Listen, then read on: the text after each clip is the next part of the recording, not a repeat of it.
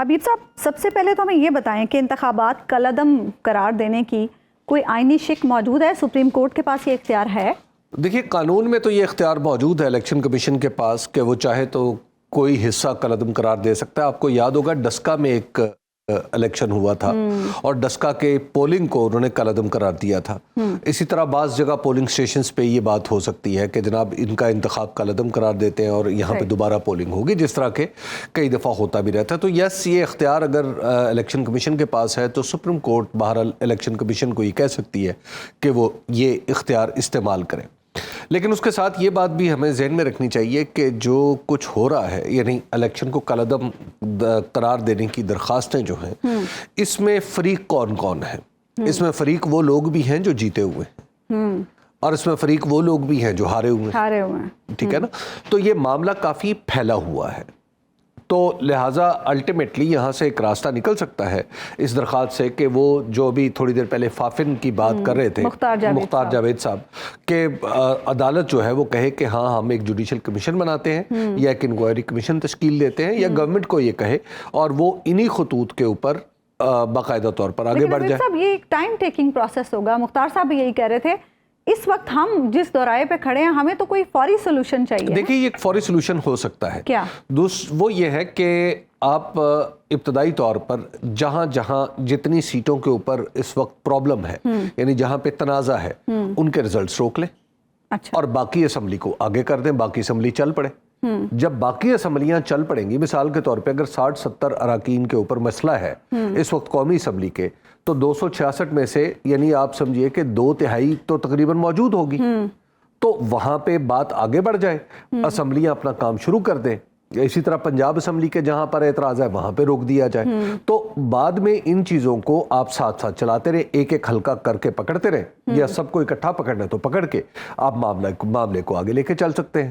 صحیح، تو اس میں تو کوئی پرابلم نہیں ہے۔ صحیح۔ اچھا حبیب صاحب، ہم نے ایک ڈیبیٹ اپنے آخری پروگرام میں جو ہم نے جمعرات کو کیا تھا، ایک سٹارٹ کی تھی کہ اس وقت ہماری جو سچویشن ہے ہمارے ملک کی، ہمیں بہت استحکام کی ضرورت ہے، سیاسی استحکام، کیونکہ ہمیں معاشی استحکام کی بھی ضرورت ہے۔ ہم نے صدارتی نظام بھی آزما کے دیکھ لیا۔ میں اس سے اختلاف کرتا ہوں، ہم نے نہیں آزمایا۔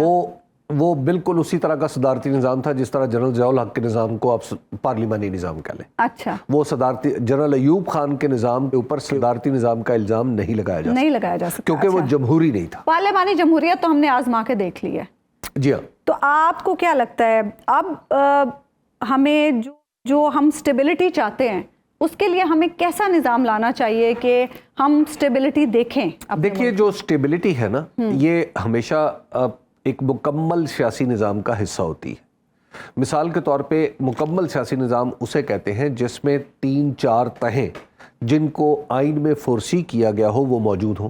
مثال کے طور پہ یہاں پہ ایک لوکل باڈیز کا مضبوط سسٹم ہونا چاہیے، اور آئیڈیلی وہ سسٹم ہونا چاہیے جو جنرل پرویز مشرف نے اپنے دور میں نافذ کیا تھا۔ وہ بہترین نظام تھا، اسے آج تک لوگ یاد کرتے ہیں۔ تو اس نظام کو لگایا جائے تاکہ جو ایک آدمی ہے، اگر جیسے ابھی آج خبر چل رہی ہے کہ جناب اسد محمود جو مولانا فضل الرحمان کے صاحبزادے ہیں، وہ چند ووٹوں سے ہارے ہیں، تو اگر وہ چند ووٹوں سے ہارے ہیں تو اس کا مطلب یہ ہے کہ ان کی ایک فالوئنگ موجود ہے، مینڈیٹ تو کسی نہ کسی درجے میں ہے، تو لہٰذا وہاں پہ اگر کوئی لوکل باڈیز کا الیکشن ہو تو پرابلی وہ جیت جائے، وہاں پہ وہ ایڈجسٹ ہو جائے۔ تو خود بخود سسٹم ایک تو خود کو ایک جسے کہتے ہیں نا جائروسکوپک ایفیکٹ، سسٹم خود کو بیلنس کرتا رہے گا۔ جیسے آپ سائیکل چلا رہے ہوتے ہیں اور کسی کو شکایت بھی، جیسے آپ سائیکل چلاتے ہیں نا، سائیکل خود بخود آپ اور سائیکل ایک دوسرے کے ساتھ ان ٹینڈم چل رہے ہوتے ہیں، حرکت آگے کو کر رہے ہوتے ہیں اور بیلنس ہو رہی ہوتی ہے۔ تو ایک تو یہ اس میں ایک جائروسکوپک ایفیکٹ جو ہے وہ آ جائے گا۔ دوسری بات یہ ہے کہ ہمیں اپنے پارلیمانی نظام کی افادیت کے اوپر سیریسلی غور کرنا چاہیے، اس پہ کوئی بڑی ڈیبیٹ کرنی چاہیے کہ کیا پارلیمانی نظام اپنی موجودہ صورت میں ہی آگے بڑھانا ہے، 1۔ نمبر 2 یہ ہے کہ آپ نے یہ دیکھنا ہے کہ جیسے پی ٹی آئی والے کہہ رہے ہیں کہ جناب ہم براہ راست وزیر اعظم کا انتخاب چاہتے ہیں، کیا اس طرح آپ آگے بڑھانا چاہتے ہیں؟ اسی طرح ایک متراسب نمائندگی کا سلسلہ موجود ہے، کیا اس کی طرف جانا چاہتے ہیں؟ آپ ذرا دیکھیے نا کہ اس دن بھی میں نے آپ کو عرض کیا تھا کہ اگر آپ پاکستان میں صدارتی الیکشن ہو رہا ہوتا تو کیا اس وقت ہم اس مصیبت میں پھنسے ہوتے ہیں؟ بچ سکتے تھے، ٹھیک ہے نا، بچ سکتے تھے نا. مطلب ٹھیک ہے، فرسٹ پاس دا پول جو والی جو ہے نا، جو یہ سٹینڈرڈ اسی کو رکھے، اسی کی بنیاد پہ آپ الیکشن بھی کروا سکتے ہیں. دوسرا تو لہٰذا ہمیں اپنے سسٹم کے بارے میں خود بھی سوچنا ہے، اور اس کے ساتھ جو بنیادی کام ہے وہ یہ بھی کرنا ہے کہ ہم اپنے لوگوں کی تربیت بھی کریں.